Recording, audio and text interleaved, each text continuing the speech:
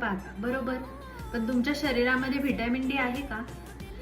तर सूर्यप्रकाश असूनही आज 70% लोक व्हिटॅमिन डी डिफिशियन्सीने त्रस्त आहे. व्हिटॅमिन डी हे हार्मोन सारखे काम करते.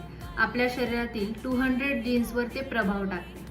म्हणजेच हाडांपासून तर आपल्या इम्युनिटी आणि मूड पर्यंत ह्या सर्वांवर याचा परिणाम होईल. बहुतेक लोक व्हिटॅमिन डी म्हणजे फक्त हाडांसाठी एवढंच समजतात.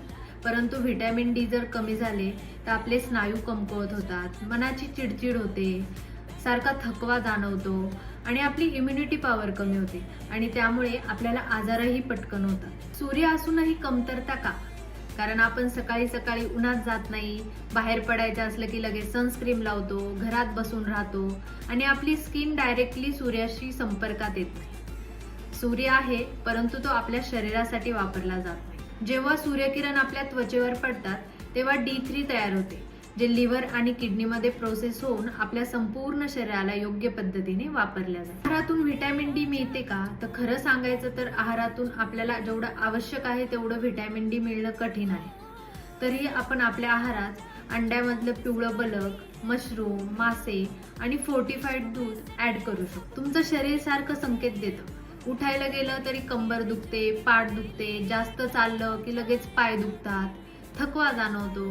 हे वय नाहीये, हे व्हिटॅमिन डी डिफिशियन्सी असण्याचे लक्षण आहे. आणि यासाठी तुम्ही ब्लड टेस्ट शिवाय जर सप्लिमेंट घ्यायला गेलात तर ते धोकादायक ठरू शकतं.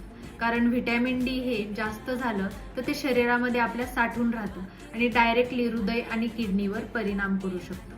त्यामुळे यावर स्मार्ट सोल्युशन. आठवड्यातून किमान 4 दिवस सकाळी 7 ते 10, 15 ते 20 मिनिट आपला चेहरा, हात, पाय सूर्यप्रकाश पडेल अशा ठिकाणी ठेवा.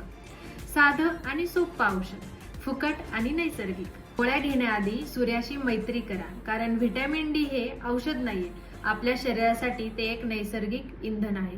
आणि अशाच व्हिटॅमिन बद्दल माहिती जाणून घेण्यासाठी ही सिरीज नक्की फॉलो करा आणि आपल्या पेजला फॉलो करायचं विसरू नका. थँक्यू.